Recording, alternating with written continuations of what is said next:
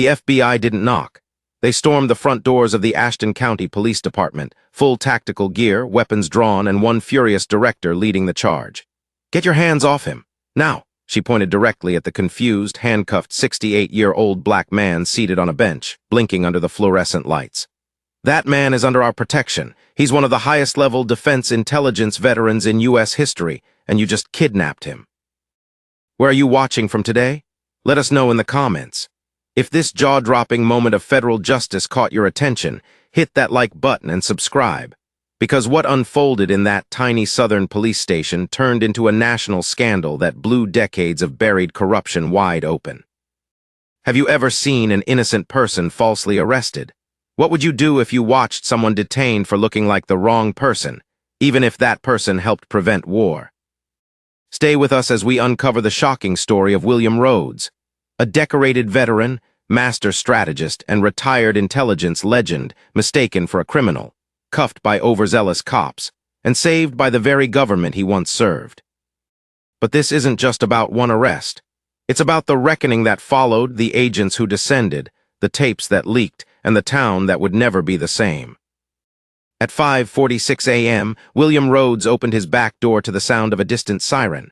Not the kind of siren you flinch at, this one was far off, muffled by trees and the slow churn of early morning fog. The kind of sound that passed through your bones before it reached your ears. William, a retired military intelligence officer, barely noticed. He was busy brewing his coffee with the same precision that had earned him 3 Defense Meritorious Service Medals, and respect across agencies most civilians didn't even know existed. His home sat on the edge of Copper Falls, a sleepy southern town where gossip moved faster than traffic, and nothing ever really changed, except maybe the weather and the paint on the mayor's truck. At 68, William was known by almost everyone, if not by name, then by the sight of his stiff walk, the slight limp in his left leg from an IED in Kandahar, and the military bearing that refused to age even when his body did. He wore a navy blue tracksuit most mornings, the kind that looked crisp even after yard work, and he never went outside without his veteran's cap. The brim was curved just right. His posture was still intimidating to the untrained eye, but warm to those who knew better. He smiled at dogs, nodded to strangers, kept his yard cleaner than the park downtown. This particular morning, though, William's routine was off by exactly 6 minutes. The coffee timer had failed.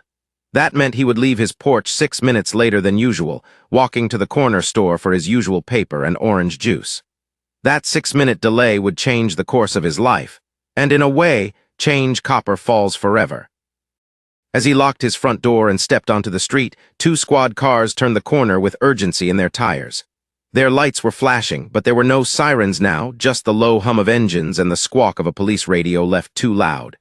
William barely glanced at them. He kept walking. He had done nothing wrong. He had nothing to fear. He made it half a block before the first officer shouted, "Sir, hands where we can see them." William stopped. Slowly, deliberately, he turned. 2 officers, young, anxious, and visibly sweating, had exited their vehicles. Guns were drawn, not leveled but hovering. The way cops hold weapons when they're unsure of their target but convinced of their authority. "There's been a robbery nearby," one said. "You match the description." "I'm walking to get orange juice," William said, voice calm but clipped. "This a joke?" "Sir, on the ground, now." William didn't argue. Decades in intelligence taught him many things, but chief among them was this: survive the moment first, speak second. He knelt, lowering himself onto the warm pavement as carefully as his bad knee allowed. A bystander filmed it. Of course they did, it's what people do now, they film. Another one shouted, "That's Mr. Rhodes, you got the wrong guy." But the cops weren't listening. They had a call, a description, and adrenaline to burn. The cuffs were cold. His wrists hurt almost instantly. He didn't protest. But his eyes, they never left Officer Martinez's face. Young man, couldn't be older than 24, hands shaking. William had seen hands like that in Fallujah, holding a trigger while looking at a shadow behind a curtain. They shoved him in the back seat. One of the officers read a Miranda warning. The other kept his hand on the holster the whole time. The ride was short, but it felt like years. William tried to speak to explain, but was cut off. "Sir, if you speak, it can be used against you." He fell silent. At the station, things got worse. He was booked, fingerprinted, and placed in a holding cell. The officer running the intake flinched when he saw William's ID. "Wait, this says you're—" But his voice trailed off. Another officer muttered something about possible match to surveillance. The surveillance footage, blurry, grainy, useless, showed a man robbing a pawn shop 3 blocks away. Black male, roughly 60s, navy tracksuit. That was enough, apparently. They never checked his house. Never verified his alibi that the clerk at Carter's corner store had seen him every morning at the same time for the last 5 years. They didn't care that the surveillance timestamp didn't match William's front porch camera, which had logged him sipping coffee at the exact moment the robbery took place. They didn't even care about the badge tucked inside his wallet. The retired credentials from an intelligence agency most cops had never even heard of. That changed at exactly 6:27 a.m., when a phone rang inside the Ashton County Police Department. It wasn't the local mayor. It wasn't even the state attorney. It was Washington. And they weren't calling to negotiate. They were calling to warn. The holding cell was cold, the kind of cold that seeps into your joints and stays there. William sat with his back straight, his fingers interlocked and resting on his knees. He wasn't new to discomfort. What disturbed him more than the chill was the smell, metal, bleach, fear. He smelled it before, long ago, in interrogation rooms where prisoners never left through the front door. A younger man sat across from him on the bench, pale with a shaking leg and eyes that wouldn't hold still. "You in for real charges or just the same crap they hit me with?" the kid asked. William didn't answer. He was calculating not what to say, but when. Timing mattered. He didn't know how long the local station would hold him before processing the official charges. But he knew something they didn't. A fingerprint match had already been triggered in a federal database the officers didn't even know existed. Back in Washington, D.C., at a secure intelligence command center nicknamed the Vault, a red alert blinked across 2 separate screens. William Rhodes' fingerprint, classified as Tier 1 Umbra, had been flagged. That didn't just send an email, it launched protocols. Commander Evelyn Shaw, who oversaw retired asset monitoring for the Defense Intelligence Network, stood up so fast her chair tipped backward. "Who ran Rhodes through the system?" she asked, voice tight. Her analyst, a quiet, sharp tech named Henry Jew, spun his monitor toward her. "Ashton County, Georgia, local police, no federal coordination." Shaw's jaw clenched. "You're telling me a small-town PD just cuffed one of our highest-tier intelligence assets without so much as a phone call?" "They probably don't even know who he is," Henry replied. Shaw picked up the secure phone, bypassing all usual command chains. "This is Commander Shaw. I need the FBI director now. Code Indigo 22, it's Rhodes." Back in Ashton County, Officer Martinez leaned over the booking desk, still holding William's file. Something wasn't adding up. The man was calm, too calm. His ID had a federal seal that didn't match standard VA documentation. His fingerprints had kicked back an alert, but the system auto-locked before anyone could read the full flag. He called over Sergeant Rick Talbot, a man with 20 years of service and zero interest in anything beyond the county line. "Sarge, we got a weird return on this guy's print scan." Talbot didn't look up from his coffee. "Old guy, tracksuit, got him on camera near the robbery. What's weird?" "It locked out like encrypted, federal." Talbot's brow furrowed. "That can't be right, locals don't encrypt." "I'm telling you something's off. You see this ID?" Talbot grabbed the laminated card. His face changed. "Jesus, that's not a standard retirement badge. You better call this in." Just as Martinez reached for the phone, every line in the station lit up. "4 calls, all enlisted, all federal." The first voice was clipped and unmistakably high clearance. "This is Special Agent Rawlins, FBI. We need the location and custody status of one William Rhodes. This is not a request. Do not hang up." Martinez froze. "He's in holding." "You have 10 minutes to prepare him for release. Tactical extraction is en route. You are not to question, charge, or process him further. Do you understand?" Martinez stammered, but he matched the "Wrong man, wrong town. Very real consequences." The line went dead. Sergeant Talbot stared at the receiver. What the hell did we just do? William sat perfectly still, listening. The walls might have been thick, but buildings had their own language, footsteps echoing in the hallway, phones ringing twice fast, the pattern of panic. He closed his eyes for a moment. The air in the room had shifted. Something was coming. Officer Martinez returned 90 seconds later, face pale. "Mr. Rhodes," he said, carefully pronouncing each word, "we're, going to get you processed out now." William tilted his head. "That's so." "Yes, sir." "Your hands are shaking, officer." Martinez said nothing. As William was escorted out of the cell, the younger man behind him whispered, "Who are you?" William glanced over his shoulder. "No one important, just someone the government forgot until they didn't." In the processing room, a junior deputy had already placed William's personal items into a labeled bin. Wallet, watch, folded veteran's cap. The badge was still there, its embedded RFID tag glowing faintly under UV light. As Martinez handed it back, he hesitated. "Sir, do you work for the government?" William took the badge, then the cap, placing it back on his head with slow, deliberate precision. "I used to," he said. "Are we in trouble?" William's smile was grim, tired. "That depends. Did you put those cuffs on me because you were following protocol, or because you saw an old black man in a tracksuit and assumed guilt?" Martinez swallowed but said nothing. Outside, sirens cut through the silence, not local, but federal. A convoy of 3 black SUVs and 1 matte gray van marked only with antennae and government plates pulled into the Ashton County lot. One door opened, and out stepped a woman in a dark blue suit, her heels sharp against the pavement. FBI Director Camille Hart.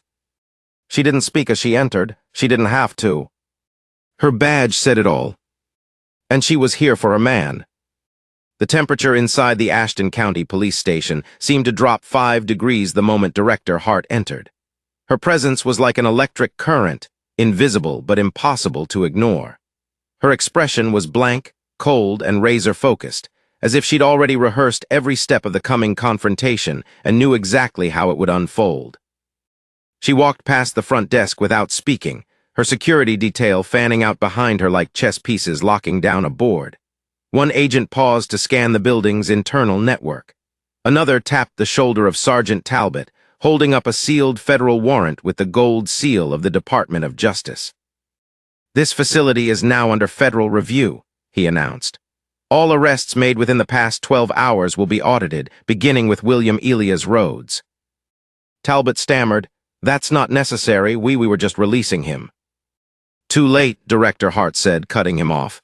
"You already made the arrest, now you get the paperwork." She turned her gaze on Officer Martinez, who stood stiffly in the hallway, still holding the intake clipboard.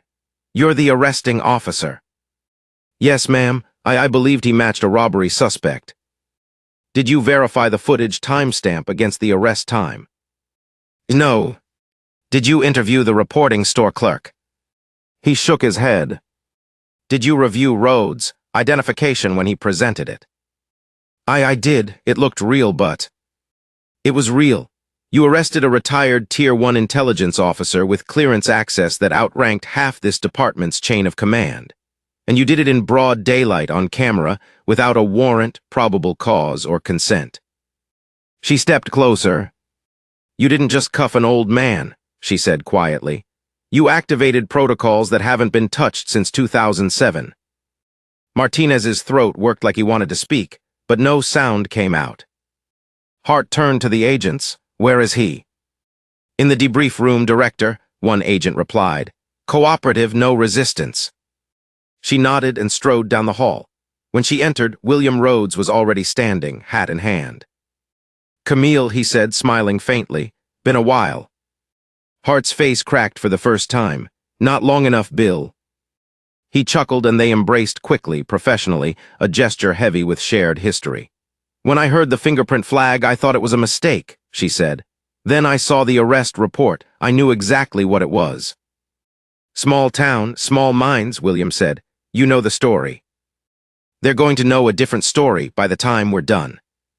She sat across from him, pulling out a thin tablet and unlocking it with a fingerprint scan.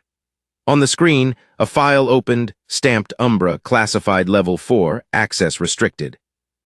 "Do you know how many people in this country have this classification?" she asked him. He nodded. 15. 12, she corrected. "We lost 3 last year. one to cancer, one to extraction, and one to silence. William's face darkened. You shouldn't even be arrestable, William. You're supposed to be off the grid, invisible, monitored through closed loops. I didn't think I needed to trigger my emergency contact for a morning paper run. Apparently in Ashton County, being a black man in a tracksuit still qualifies as a national security threat. William folded his arms across his chest. It's not new, but it is useful. Maybe now they'll pay attention. Camille raised an eyebrow. You're going public. I didn't plan on it, but I also didn't plan on waking up in a holding cell. Outside the room, the precinct was unraveling. Officers were being separated and questioned by DOJ reps and FBI agents. Every record over the last 6 months was being digitally mirrored for federal investigation. Officer Martinez sat alone, staring at a printout of Rhodes' file, the declassified parts. He saw commendations from 3 presidents. Counterterror intelligence linked to operations in Kabul, Riyadh, and even a high-level operation in Ukraine years before the world knew there was anything to worry about. Jesus Christ, he muttered, we really cuffed the wrong man. Back in the debrief room, Hart stood up. I need you to come with us, Bill. Protocol says we extract, debrief, assess threats. William stood slowly, not leaving town. Hart tilted her head. You're not under arrest. I know, but I am a witness now, and I intend to stay visible. Press is already outside, stories leaking. Then let the whole country watch what happens when a patriot gets profiled. Maybe then they'll realize how many others don't get a federal team when it happens to them. Hart studied him for a long moment. You always knew how to weaponize a spotlight, old man. Just shining it where people aren't used to looking. She smiled. Fair enough, but you're not walking out that door alone. We're doing this by the book, our book this time. He nodded, straightened his jacket, and followed her out.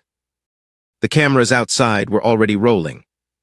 And William Rhodes, intelligence legend and accidental symbol of systemic injustice, stepped into the light.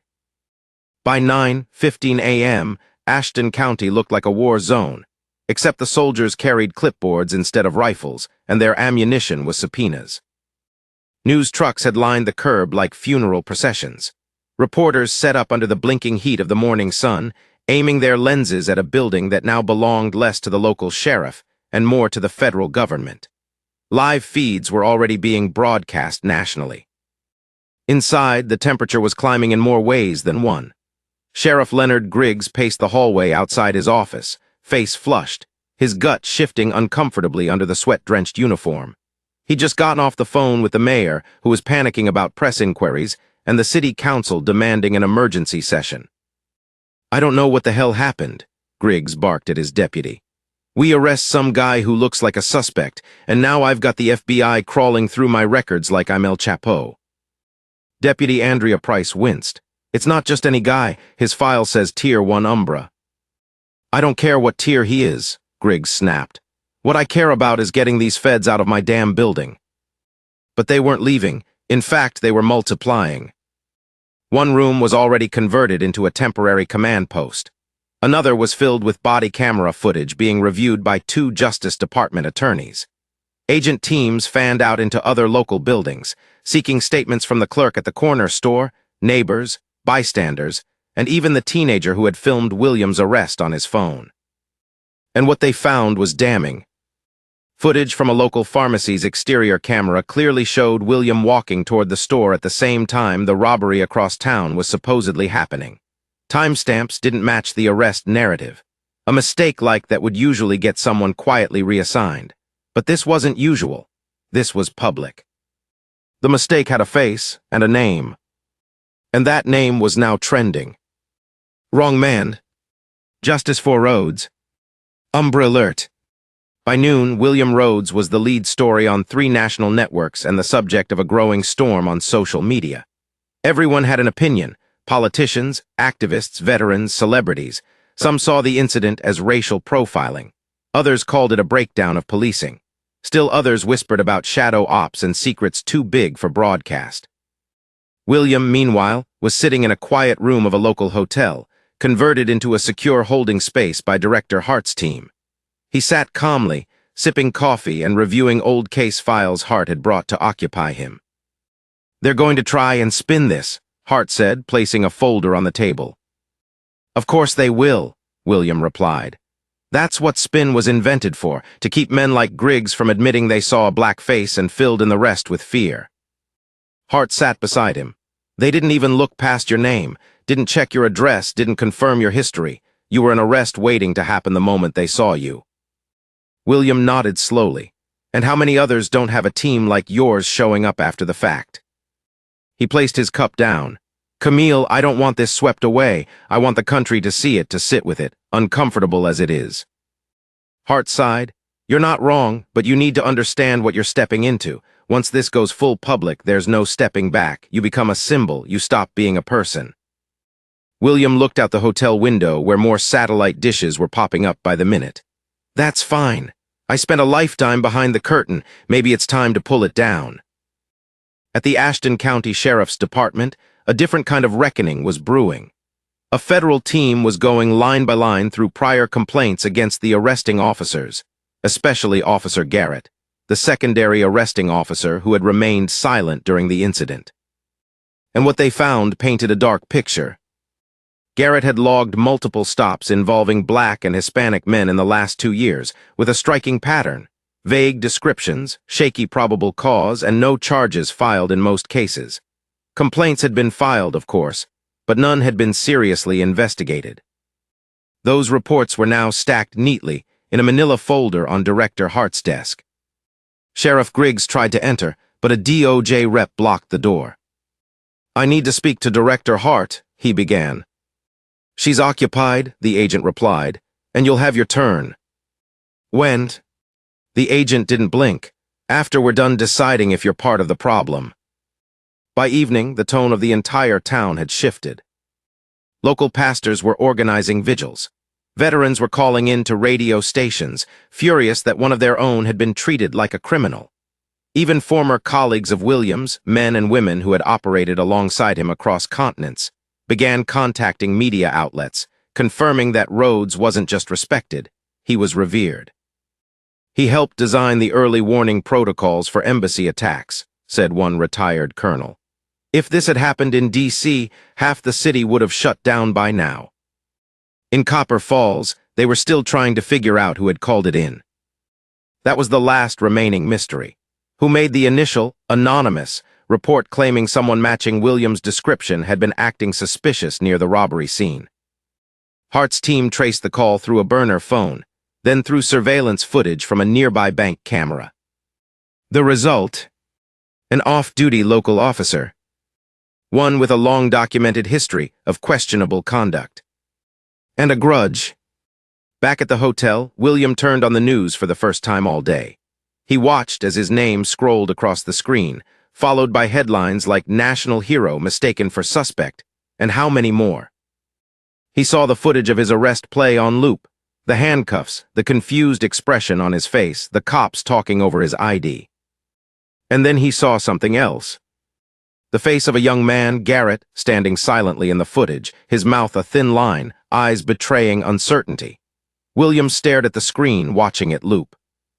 "You saw it," he whispered, "and you said nothing." Hart entered the room behind him. "We just got confirmation. Garrett's agreed to give a statement." William's eyes stayed fixed on the TV. "Let's see if it's the truth or just another version of silence." The camera cut to the outside of the police station, now bathed in floodlights, crowded with reporters, ringed by protest signs. Inside, the truth was about to come out. And William Rhodes was ready. Officer Garrett sat in a windowless interview room inside the Ashton County Police Station. Only now, it wasn't really his station anymore. 2 FBI agents sat across from him, their posture calm, but their tone sharper than any internal affairs meeting he'd ever endured. The room was heavy with something Garrett hadn't felt in years. Accountability. He'd been there during the arrest. He stood next to Martinez, watched William Rhodes step slowly from his Buick, watched him extend his ID like a man used to following protocol. Garrett had heard every word, the tone, the tension, the unnecessary search. He'd heard William's quiet dignity. He'd also heard the doubt in his own chest, echoing louder with every passing minute. He hadn't said a word. Not when Martinez pulled the cuffs. Not when the man was put in the car. Not when the local sergeant asked if everything looked legit. Not even when William, calm and handcuffed, had looked him in the eyes and said, "You know this isn't right." Now, surrounded by federal agents and facing a different kind of judgment, Garrett was trying to decide what kind of man he actually was. "Officer Garrett," said Agent Tran, her voice level, "we're giving you one opportunity to tell the truth. Not to save your job, not to save your name, just to say what happened." He swallowed hard. We got a call, description matched. Black male, late 60s, blue tracksuit seen outside the store. "Which store?" "Pawn shop." Agent Tran raised an eyebrow. "You understand, that store is 3 blocks from where you picked him up, and the timestamp of the incident was nearly 40 minutes earlier." "I didn't know that then." "But you knew what you saw when you got there." Garrett nodded. "You saw a man standing by his car. Calm, polite, not running, not hiding, not armed." "I did." "And your partner proceeded anyway." Garrett shifted. "Martinez said the match was too close. He insisted we check." Agent Tran leaned forward. "And you followed his lead?" "Yes." "You never asked questions?" "No." "You knew something felt off?" He exhaled slowly. "Yes." "Why didn't you say anything?" Garrett looked down at his hands, steady now, unlike that morning. "Because I didn't want to be the guy who called out his partner. Again, I've been on the outs before, it doesn't go well, and honestly," he looked up, "I thought it'd just blow over, quick search, prove he's clean, let him go." "But you knew it was wrong the moment he showed you that ID." Garrett's voice dropped. "Yes, I knew." There was silence. Then Agent Tran nodded. "Thank you for your statement. It will be submitted to the Justice Department with your consent." He blinked. "What happens to me now?" "That depends on whether you want to help clean up this mess or be buried under it." News of Garrett's cooperation hit the department faster than any email. It wasn't official yet, but whispers had legs. Officers avoided eye contact. Some were furious. Others looked relieved, like someone had finally done what none of them had the courage to. Sheriff Griggs, however, was fuming. "First, the feds raid my building. Now my own damn officer turns witness. This is a circus." Deputy Price, standing near the back wall, finally snapped. "Sir, with all due respect, it stopped being a circus when you let people like Martinez run unchecked." Griggs turned red-faced. "Excuse me." "I filed complaints last year," she said, her voice calm but firm. "About Martinez, about certain stops. You dismissed everyone. You saying this is my fault. I'm saying you chose silence, and now we're all paying for it." Griggs stared at her, breathing heavy, but he didn't respond. He couldn't, because in the pit of his stomach he knew she was right. At the temporary FBI command post inside the hotel, Director Hart reviewed a printed timeline. On one wall were photos, Rhodes in uniform, official commendations, stills from the arrest footage, even screen grabs of trending hashtags. She didn't enjoy turning this into a media narrative, but she knew it was necessary. "We're close to connecting the burner phone to an internal leak," said Agent Donovan, entering the room. "Our preliminary trace leads back to Officer Clay Darnell, off duty that morning, but he called in the original anonymous tip from a disposable phone purchased last week." Hart's jaw tightened. Motive. Possible personal grievance. Rhodes filed a complaint 2 months ago when Darnell aggressively stopped a teenage boy outside the VA clinic. The kid turned out to be his grandson. Hart rubbed her temple. So Darnell makes an anonymous call to set up the same man who called him out, petty vengeance, on a federal asset. "We've got him in a separate room. He doesn't know we have the footage yet." "Good, keep him sweating, then charge him. Federal obstruction, false report, civil rights violation. I want this guy to go down hard." William sat in the center of a small meeting room, a legal pad in front of him. On the pad were notes, not about his arrest, but about what came next. He wasn't just thinking about his own case anymore. He was thinking about the others. All the unnamed men and women who had sat on that same cold bench in the same holding cell, with no cameras, no clearance, and no cavalry coming. When Agent Tran entered, she paused, watching him write. "You're not drafting a statement, are you?" she asked. He looked up. "No, a proposal." "For what?" "A local foundation, civil rights education, legal support, police oversight." She raised an eyebrow. "You're launching a nonprofit in the middle of a federal investigation." "I'm planning one," he said with a faint smile. "One step at a time." Tran sat across from him. Garrett gave a full statement. He's turning on Martinez. William's pen paused. That must have taken some courage. "Or guilt," Tran offered. "They're not mutually exclusive," William said. "Guilt is what happens when silence gets too heavy. Courage is what happens when you finally stop carrying it." Tran watched him for a moment, then handed him a printed report. "Darnell made the call," she said. William read the name. "Of course, I told him off once, that was enough. People like him aren't used to being questioned." William folded the paper and placed it neatly under the legal pad. "Well," he said, "they better get used to it." Outside, the town of Copper Falls had changed. The air was thicker, not just with heat, but with reckoning. You could see it in the protest signs, still outside the police station. In the neighbors who avoided eye contact. In the families who watched the news with their children and struggled to explain what was happening. In the people who had long accepted injustice as just the way things are, suddenly realizing they didn't have to. William Rhodes, once a quiet figure known only in passing, had become something more. A mirror, and people were seeing things in that reflection they weren't ready for. But that was the point of mirrors. Not to comfort. To reveal. It was just after 7:00 a.m. the next morning when Sheriff Leonard Griggs's world officially cracked. He arrived at his office to find a sealed envelope on his desk, Department of Justice letterhead, addressed directly to him. It was quiet in the station. Too quiet. He opened the envelope slowly, already knowing the contents before his eyes confirmed them. Notice of federal oversight. Effective immediately. His department was now subject to a civil rights review, all arrest records from the past 24 months to be turned over, personnel to be interviewed under oath, all equipment to be audited, including body cams, cruiser dash footage, internal memos, and complaint files that had gathered more dust than signatures. The letter was cold and final. The hammer had fallen. Deputy Andrea Price knocked once, then entered without waiting for an answer. "They're in the conference room," she said. "DOJ wants to meet with command." Griggs didn't move. "How many?" "4 from Justice, 2 from FBI. There's also someone from the Office of Civil Rights." He didn't speak, just adjusted his collar with trembling hands. His shirt felt tighter than usual, his breath too loud. Price studied him, then added, "They're not here for theater, Sheriff. They're here because you let this department rot under your watch."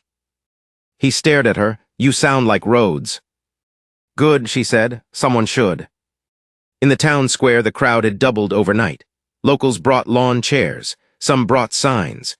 One woman passed out flyers with a list of black residents who had filed complaints over the past 3 years, all ignored.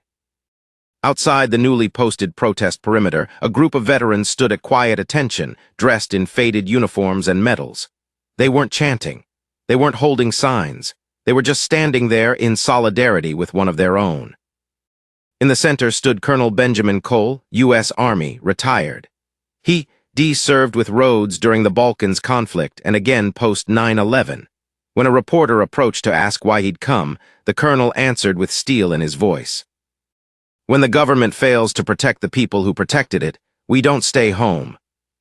Behind him, a Vietnam vet nodded slowly. "Damn right." Inside the DOJ meeting, the walls were closing in. Director Camille Hart ran the room like a battlefield. A screen behind her displayed surveillance from the pharmacy. Another showed Rhodes's credentials. Another damning arrest statistics, charts and graphs and unarguable numbers. Sheriff Griggs sat silent. The color had drained from his face. "We've reviewed 46 stops by Officer Martinez in the past 18 months, Hart said. 37 involved black residents. 25 resulted in no charges or citations. All but 2 were marked routine in the system. We've also pulled your complaint history," added Special Counsel Jenna Wu. "Nearly 90% of complaints involving black or Hispanic citizens were dismissed without follow-up. In several cases, records indicate they were closed before witnesses were contacted. This isn't just bad practice, Hart continued. It's systemic failure.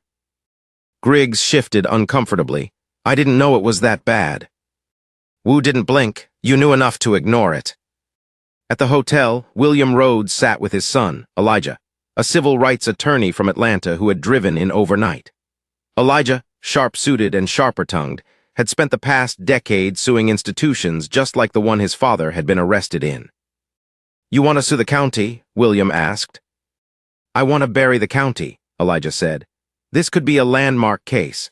Violation of federal protections, racial profiling, unlawful detention, emotional distress, misuse of government systems. I don't want money, William said. Elijah stared at him. Then what do you want? William sipped his coffee. Reform. Dad, I want consent decrees. I want oversight committees. I want Martinez gone, but not just him. I want whoever let this culture fester to face the light. I want training, civilian review boards, education in those squad rooms. Elijah leaned back. That's a long road. William nodded. So was Saigon, so was Kabul, but we didn't run from those. There was a long pause. Then Elijah smiled. You really are gonna change this place, huh? William looked out the window, toward the protest lines. No, we are. Officer Martinez sat alone in an interrogation room. His lawyer hadn't arrived yet. His badge had already been taken. His gun, too. A printed sheet of his stop history was laid in front of him. Across the table, Agent Tran sat motionless. You lied on the report, she said. Claimed the suspect matched the description. The suspect was 3 inches shorter, different build, different face. Martinez said nothing. You escalated. You ignored clear ID. You conducted an illegal search. You cuffed a decorated veteran in public for no legal reason. Still silence. Tran folded her arms. You're not getting your job back. The best you can hope for now is avoiding federal prison. His jaw clenched. I didn't know who he was. Tran leaned forward. But you knew what he was, and that was enough for you. By afternoon, DOJ officials held a closed-door press conference. They confirmed a full civil rights investigation. The station would remain under federal supervision. Several officers were placed on administrative leave, and more discipline was expected. Then they dropped the final hammer. A federal indictment against Officer Clay Darnell for knowingly submitting a false report that led to the arrest of a protected government asset. That was the sound of law finally catching up to power. Later that night, under the soft hum of streetlights, William returned to his quiet home. The town still buzzed with reporters and protests, but the street in front of his modest brick house was empty, peaceful. He stepped onto his porch. His hands trembled slightly, not from age, but from adrenaline. The kind that comes not after war, but after surviving something unjust that the world finally saw. Elijah was inside making tea. William sat down on the steps. He closed his eyes. He breathed. Tomorrow the work would begin. The real work of rebuilding trust, of building institutions that didn't ignore dignity, of ensuring no one ever needed a security clearance to be treated like a human being. But for tonight, William Rhodes, intelligence veteran, wrongfully cuffed American reluctant symbol, just wanted to hear the sound of wind in the trees. No sirens, no orders, no cuffs, just breath, and the promise of tomorrow. By the end of the week, Copper Falls was no longer just a town. It was a symbol, a case study, a boiling point. Cable news vans hadn't left since the day the FBI helicopter touched down. Local businesses were split. Some proudly taped William's face on their windows beside messages of support. Others closed early with handwritten signs that read, "We support our officers." In the neighborhoods, the tension wasn't loud, but it was everywhere.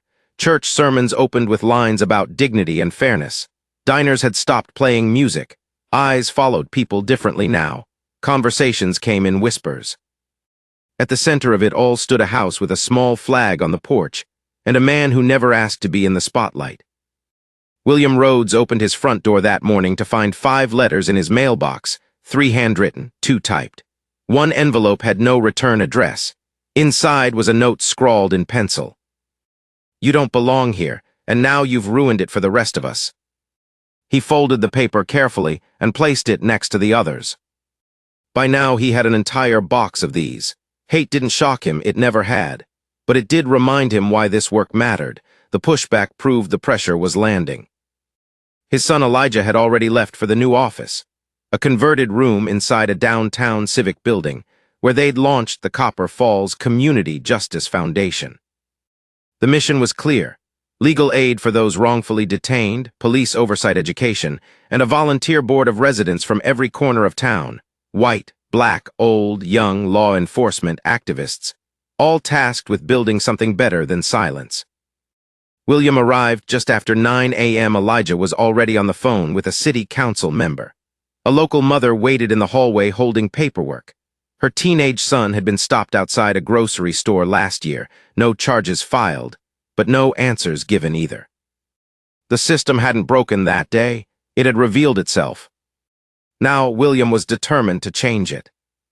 That afternoon, Sheriff Griggs sat in front of a state-appointed review panel. His uniform looked freshly pressed. His voice was steady, but his eyes gave away everything. "We've made mistakes," he said, "but I've dedicated 23 years to this community." "Sheriff, with respect," said the panel chair, "this isn't about longevity, it's about accountability. These violations didn't happen in the dark. They happened on your watch." Griggs exhaled. "Then maybe it's time someone else takes the watch." The room went still. That evening, Sheriff Leonard Griggs submitted his resignation.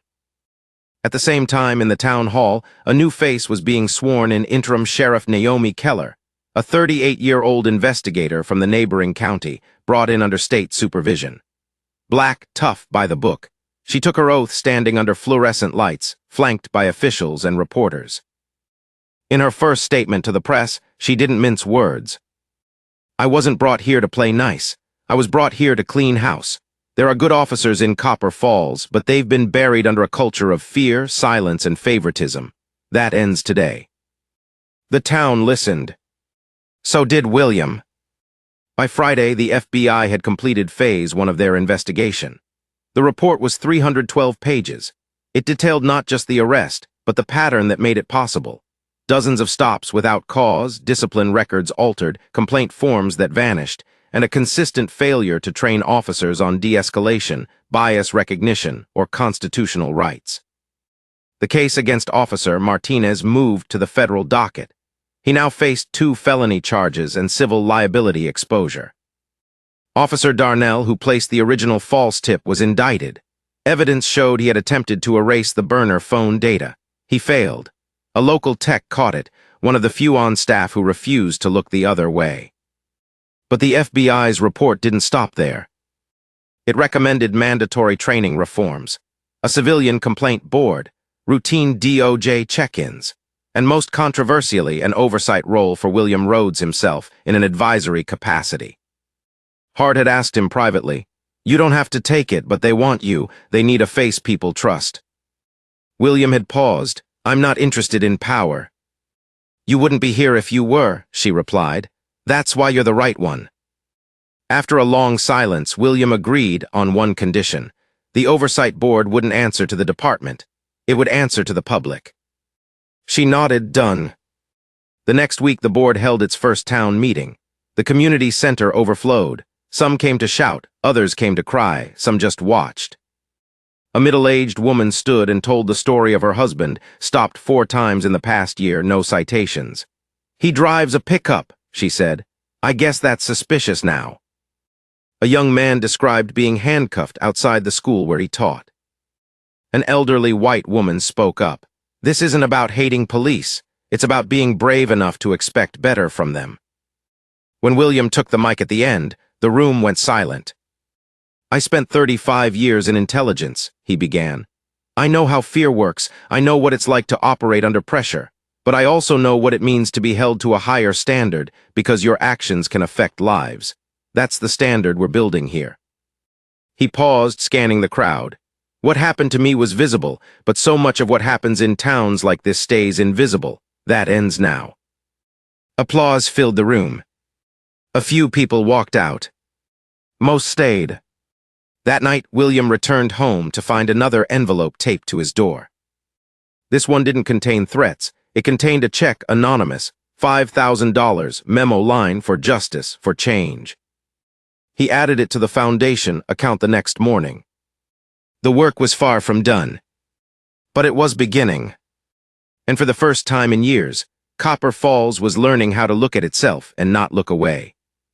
The Sunday morning sun hit Copper Falls like a soft apology, the kind that shows up after the damage is done, too late to undo anything, but just in time to light the path forward.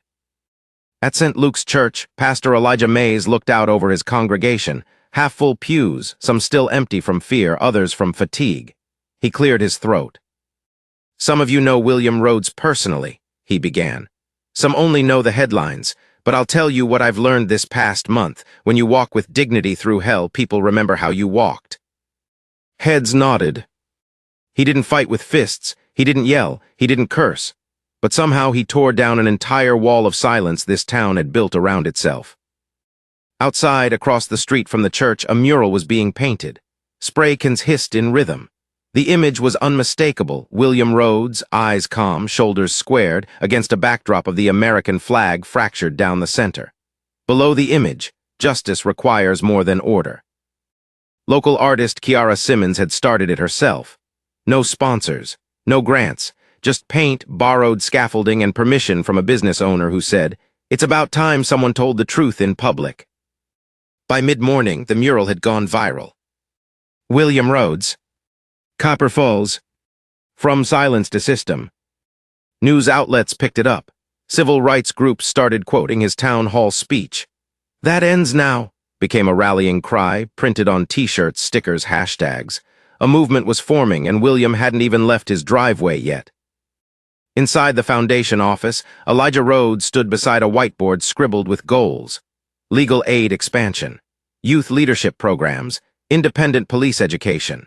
The requests were pouring in not just from Copper Falls, but from neighboring towns, even different states. One message from Baltimore read, "We need a Rhodes in our city." Another from Baton Rouge, "We watched your father speak at the forum. We're showing it in our high school classrooms." Elijah turned to his father, seated at the desk, still reading letters, some supportive, some still laced with venom. William folded each one with care. Nothing was tossed aside, not even hate. "This is getting bigger than us," Elijah said. William nodded. "Then we build bigger shoulders." "Dad, are you ready for that?" "I've carried intelligence briefings that could topple governments. This is heavier because it's about people's lives, but I'd rather carry this than silence." That afternoon, the FBI released a final addendum to their report. It included a national recommendation, a civilian oversight framework modeled after Copper Falls, with Rhodes's foundation serving as an example for similar towns across the country. Director Hart, speaking at a D.C. press briefing, didn't hide her admiration. "What Mr. Rhodes experienced was inexcusable," she said, "but what he's built in the aftermath, that's exceptional. He's taken pain and turned it into policy." One reporter asked if the federal government would consider Rhodes for a national advisory board. Hart smiled slightly. "We've already asked, he hasn't said yes yet." 2 days later, William Rhodes was invited to Washington. He declined. Instead, he asked for something simpler, a virtual town hall streamed nationwide where communities could ask questions and speak directly to him live. "This shouldn't be a ceremony," he said. "It should be a conversation." And so it was. From his modest living room in Copper Falls, bookshelf behind him, medals visible but not emphasized, William Rhodes addressed over 800,000 people via livestream. They asked about police reform. He talked about culture, about power dynamics, about fear. They asked about racism. He spoke plainly. It's not always men in hoods, it's not always slurs. Sometimes it's just who the system decides to trust or ignore. A teacher in Nevada asked what could be done.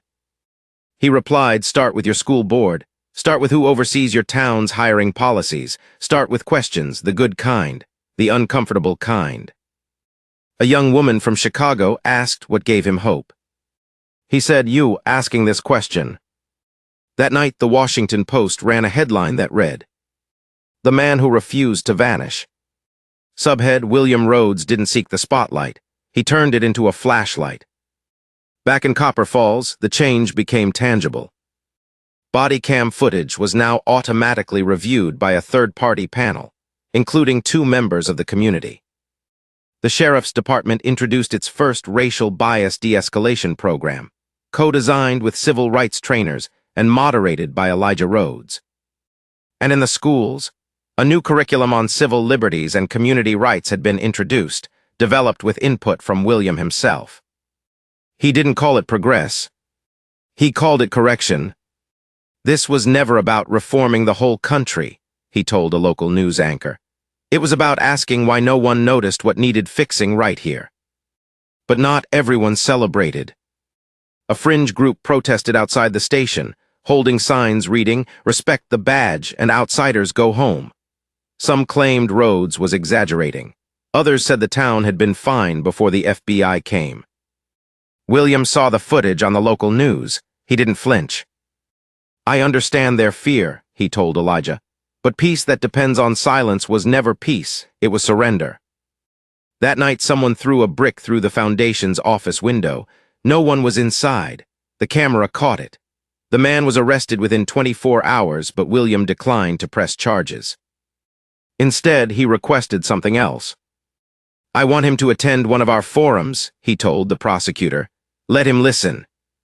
Later that week, William received a letter with a presidential seal. Inside, an invitation. The White House. A one-on-one with the president to discuss policing initiatives and civil rights legislation. Elijah read the letter aloud and looked at his father. "Are you going to go?" William smiled faintly. "That depends." "On what?" "On whether they're asking for my presence or my voice." By now, William Rhodes was more than a man wrongfully cuffed. He was a blueprint. A reminder. A quiet veteran who refused to disappear, and in doing so, forced the country to look in the mirror. Not with rage, but with purpose. The White House was colder than he remembered. William had been there once before, decades ago, briefed in a back room no one ever photographed, talking national counterintelligence strategy with men who only spoke in directives and denials. He hadn't touched a podium then, hadn't even made eye contact with the president. But this time was different. Now he walked through the West Wing with his head held high, escorted by a staffer half his age and carrying a folder thicker than her phone. They led him to a quiet conference room. Coffee, water, a framed print of the Constitution on one wall, a replica of the Emancipation Proclamation on another. When the president entered, William stood not out of obligation but out of habit. "Mr. Rhodes," the president said, offering his hand, "it's an honor." "I've had worse introductions," William said, shaking it. They sat. The conversation was brief but heavy.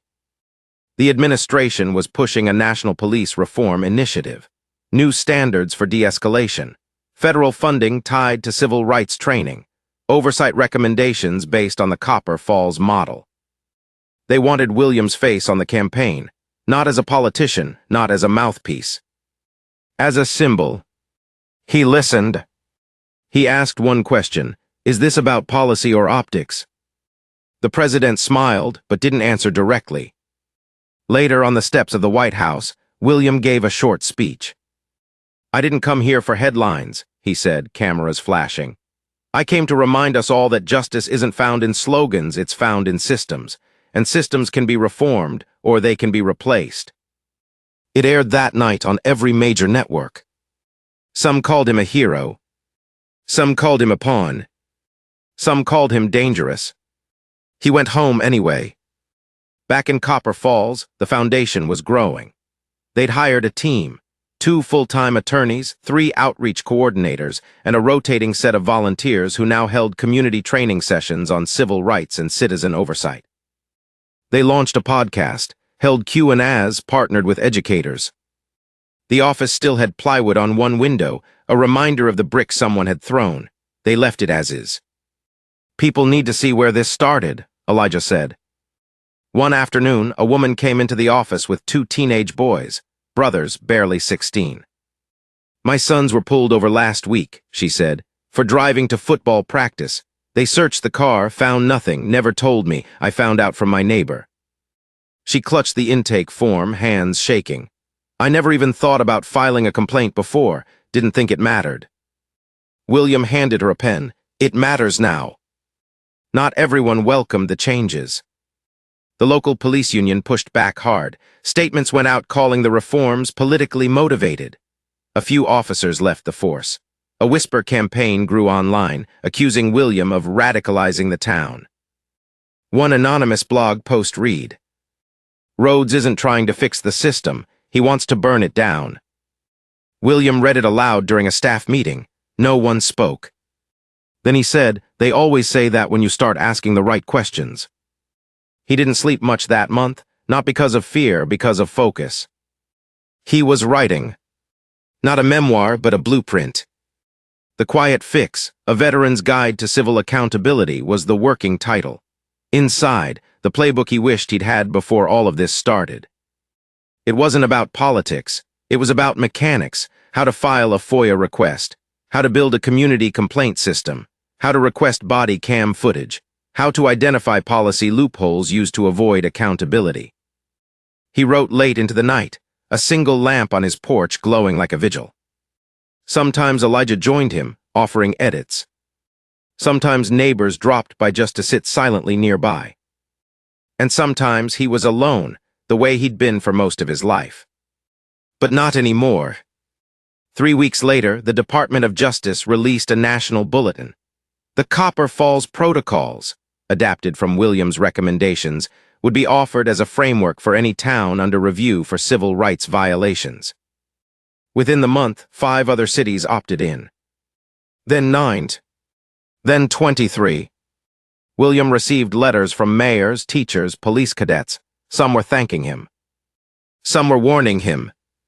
One read, "They won't let you change everything. Be careful." He kept them all. The ones with hope and the ones with heat. He knew they came from the same place, fear. And fear, like power, only grew in silence. He wasn't going silent again. The more he spoke, the more attention followed.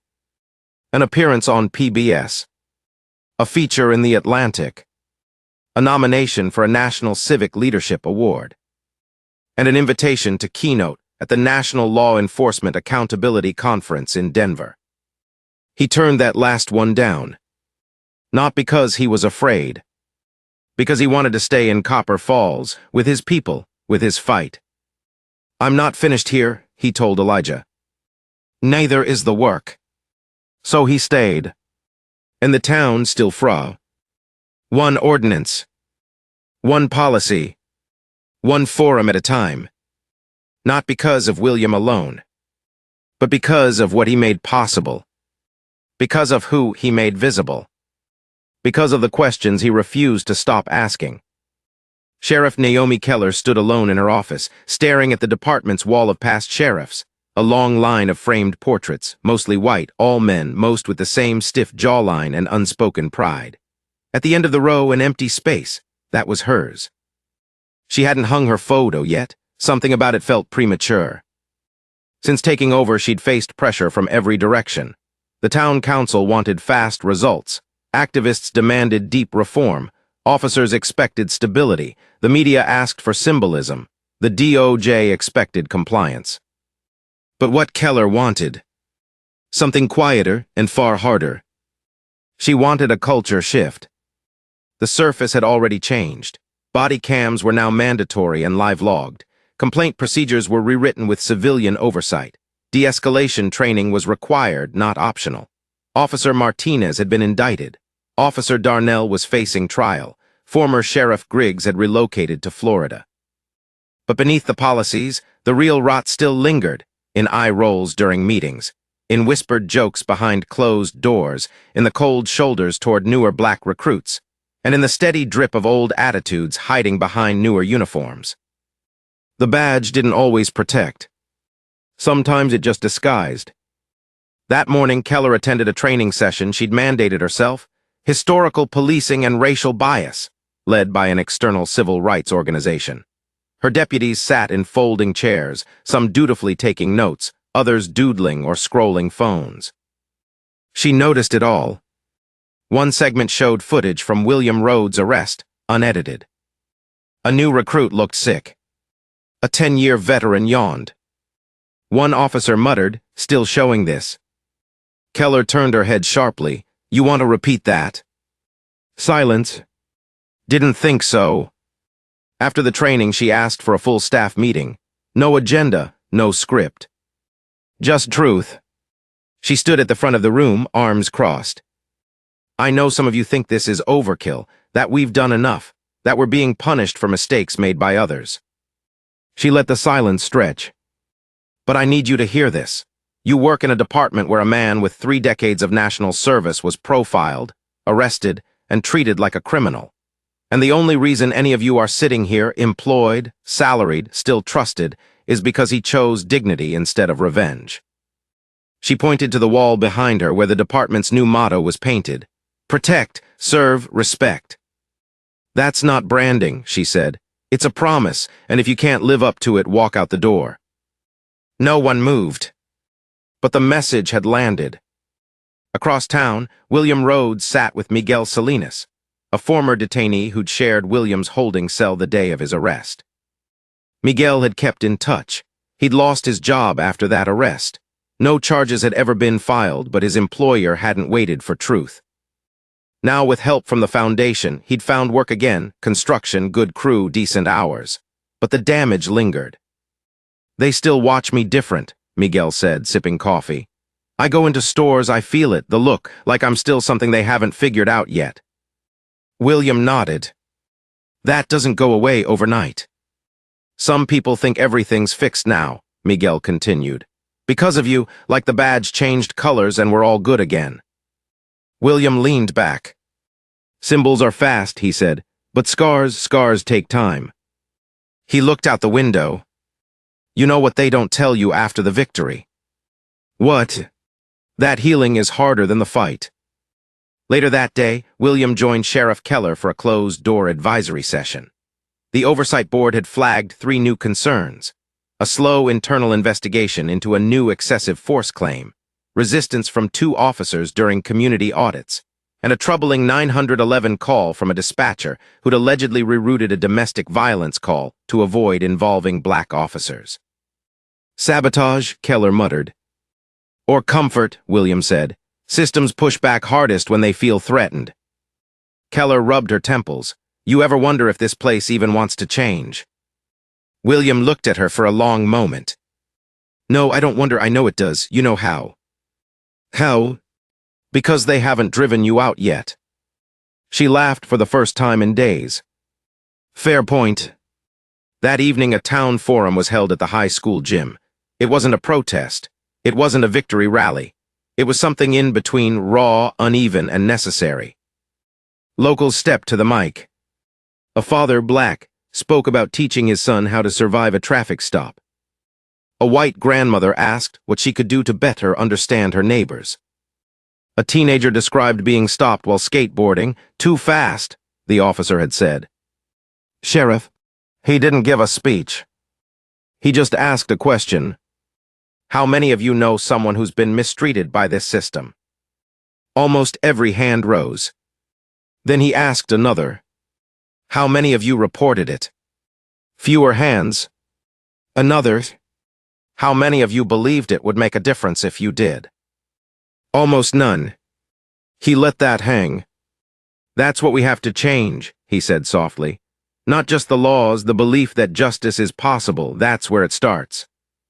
Back home that night, William sat on his porch with a glass of water and the latest draft of his guidebook. He'd added a new section, what to do when the system fights back. He reread a paragraph twice. Reform isn't one loud gesture, it's 1,000 small stands. You don't change a culture by yelling, you change it by outlasting it. He closed the notebook. The wind picked up, leaves stirred. Across town, lights were still on in the sheriff's office. And for the first time in a long time, William believed they might stay on not to watch, but to witness. Change wasn't the finish line. It was the first mile. 6 months after the arrest, Washington introduced a bill. It was simple in title, complex in impact, the Rhodes Civil Protections Act. Drafted by a bipartisan team and shaped heavily by data from Copper Falls, it proposed national minimum standards for policing procedures, federally enforced body cam compliance, independent oversight for departments with persistent racial profiling complaints, and funding incentives for departments that implemented the Copper model, community-based review, bias training, and civilian engagement protocols. The bill didn't just cite William's experience. It centered it. Page 1 opened with a sentence. No one with a record of national service, a clean record, and a government ID should be cuffed before being heard. But that is not just about one man, it is about every man. The president referenced it in a speech, calling William Rhodes a patriot who returned home to find the battle unfinished. Some pundits praised it. Some ridiculed it. Some called it overreach. William called it overdue. But he stayed quiet about the spotlight. When a journalist asked if he felt honored by the bill's name, he replied, "I'd rather it be unnecessary." Meanwhile, in Copper Falls, the resistance hadn't disappeared, it had evolved. One former officer started a podcast called The Real Story, accusing William of exaggerating his record. He dug up public records, twisted timelines, and even brought on former critics to muddy the narrative. The show gained traction among fringe circles. He wasn't arrested for being black, one episode claimed. He was arrested for looking suspicious, period. When asked for comment, William declined, but Elijah responded publicly. If the truth threatens you, you weren't defending the truth. You were defending the illusion of comfort. The town remained divided, not violently, not outwardly, but in temperature. Supporters of the reforms gathered weekly, sharing updates and organizing workshops. Skeptics rolled their eyes and referred to it all as the Rhodes Show. But even they followed the new rules. Because even when change is resented, it still changes everything. At the foundation, a map hung in the main hallway, pins marking each city that had adopted some form of the Copper model. At first, there were 6. Now there were 53. A new website launched to support community organizers in building their own local versions. William contributed essays. Elijah led legal webinars. Donations came from unlikely places, one from a retired police chief in Iowa who wrote, "Your story reminded me of what I forgot when I wore my badge, that it wasn't about being in control, it was about being accountable. Thank you." One night, William sat across from Sheriff Keller, reviewing updated complaint logs. "False arrests are down 41%, she said. Excessive force reports down 50%. "Still happening, though," William replied. "Always will, but now they get reported, and now they get reviewed." They sipped tea in silence for a moment. Then Keller added, "You ever feel tired?" "All the time," William said. "But you keep going." "I lived through operations that took 5 years and had no clear ending. This has an ending." "You think so?" He looked at her. When truth is louder than denial, the fight's almost over. That weekend, a judge sentenced Officer Darnell to 5 years in federal prison for obstruction, filing a false report, and triggering an unlawful arrest through deception. It was the first sentence of its kind in the state's history. The courtroom was full, some cheered, some stared straight ahead. William watched quietly from the back. After the hearing, a reporter chased him down the hall. "Do you feel justice was served?" William didn't stop walking. "Justice," he said, "isn't what happens in one courtroom. It's what happens when people remember what happened and refuse to repeat it." On the 1-year anniversary of his arrest, Copper Falls held its first day of reflection. A citywide event, not a celebration, not a ceremony, a reckoning. Schools paused for 10 minutes of silence at noon. Community centers held open forums. The mayor read a statement acknowledging the harm done and the work still unfinished. And at sunset, under golden light and a rising breeze, the community unveiled a bronze plaque outside the police station. It read, "On this ground, silence was broken. Here, a man reminded us what service means. Let no voice go unheard again." William stood to the side. He didn't pose for pictures. But he did speak. Change doesn't come from being loud, he said. It comes from refusing to whisper. A crowd of 300 fell quiet. Then the applause came slow at first, then rising like waves. Back at home, William opened the last letter of the night. No return address. Inside, "You made me rethink what I thought I knew, that's all I'll say. I was one of the ones who voted to defund oversight. I was wrong. J." He folded it neatly, placed it in the same box as the hate mail. Because whether it came in venom or repentance, the message was the same. People were listening now. And once they listened, they couldn't unsee. They couldn't unknow. They could only choose to act or stay silent. And William Rhodes had proven what happened when one man refused the second option. A year and a half after his wrongful arrest, William Rhodes stood in front of a classroom. Not a courtroom, not a podium, a simple 10th grade civics class at Copper Falls High. The students had just finished reading a case study based on his story, anonymized, stripped of names, but unmistakably his. They debated it, argued over the decisions, the cuffs, the silence, the aftermath. Now the teacher turned and said, "Mr. Rhodes, any thoughts?" William smiled, not out of comfort, but recognition. These were the very people the system had failed to consider. The next generation of badge holders, of bystanders, of citizens who would one day have to decide, do I look away or do I speak? So he answered simply, "You don't need a badge to protect your community," he said.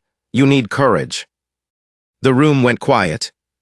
A student in the back raised his hand. "What would you have done different if you knew it would all turn out like this?" William took a breath. "I would have spoken louder sooner." Another pause. "Silence," he added, "is the longest policy this country has ever practiced." The bell rang, but no one moved. Some things mattered more than the next class. Outside, the weather was turning. Spring was back. Trees leaned into bloom. Protest signs from last year were now weathered and curling, some replaced by permanent plaques and painted murals. Others left exactly as they were, reminders. Sheriff Keller walked beside William along Main Street. No press, no escorts, just two civil servants with matching burdens. "Had another officer resign this morning," she said. "Bad one or good one?" She hesitated, "One of the silent ones." William nodded. "Sometimes those are the hardest to lose, because you want to believe they'll wake up." Keller looked at him. "You ever get tired of being the reminder?" "I'm not the reminder," he said. "I'm just proof that no one is immune." She laughed. "You know you could run for office, right?" "I served 35 years avoiding that." "Yeah, but people would follow you." "I don't want followers," he said. "I want builders." That weekend, the Copper Falls Foundation for Civil Equity hosted its largest summit yet. Over 700 attendees, organizers from cities across the country, DOJ observers, mayors, school board presidents, former officers, activists, students. They didn't all agree. That was the point. In the keynote, Elijah Rhodes introduced his father. Not with accolades, with a story. "When I was a kid, I asked my dad what his job was," Elijah said. "He told me, I keep things from getting worse before you ever know they could." He paused. "Well, now you know, and he's still doing it." William took the stage. No notes, just eyes and truth. "Justice doesn't come from outrage," he said. "It comes from commitment, from consistency, from ordinary people refusing to let harm hide behind uniforms or policies or paperwork." He scanned the crowd. "I was cuffed because I looked like someone they didn't trust. But now I stand here because I look like someone you do. That's not about me. That's about you. That's the mirror." He finished with the same line that started it all. "That ends now." The applause rose. Not loud like before, but steady, rooted, earned. Later that night, William returned home and sat on the porch where it had all begun. That quiet morning with coffee, a Buick, and a misunderstanding that nearly erased his name. Now the silence felt different. Not empty. Complete. A small envelope sat on the porch table. No stamp, hand-delivered. Inside a single note. You didn't change everything, but you changed enough. There was no signature. William leaned back, the old chair creaking under him. He looked up at the stars, same sky as always, but now the darkness had distance. And he remembered something he'd once heard during his service. A shadow only exists because light stood in its way. He hadn't planned to be the light, but when the system looked in the mirror, it had to see someone. And it saw him. A black vet. A quiet warrior. A man who chose dignity over fury. Truth over vengeance. And presence over permission. It didn't erase what happened, but it changed what could happen next. Not just for him, for all of them. And that finally was enough. What happened to William Rhodes isn't rare. It's just one of the few times the system didn't get away with it quietly. He didn't scream, he didn't threaten, he didn't run. He stood still, and even then they still couldn't see the man behind the skin. A decorated intelligence veteran, cuffed for a crime he didn't commit. Not because they thought he was dangerous, but because they didn't think he could be important. And that's what this story is really about. Not just one wrongful arrest, but the assumptions, the silence, the permission that gets granted every day to bad policy, unchecked bias, and blind trust in broken systems. How many other William Rhodes have been forgotten because they didn't have a clearance ID? Or an FBI director to come through the door? How many were locked away because they looked close enough? Because someone whispered, just follow protocol. If this story moved you, then don't let it stop with emotion. Let it start with action. Ask your local department who reviews citizen complaints. Look into whether your town allows body cam footage to be reviewed by civilians. Join or start a local board for police oversight. Share this video with someone who still believes profiling isn't real. And if you've ever been told to stay quiet and cooperate, remember what William did. He cooperated and still got cuffed.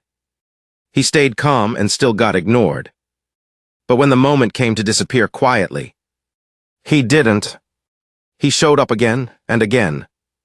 In rooms that didn't want him, in departments that failed him. And now the country is listening because he refused to vanish.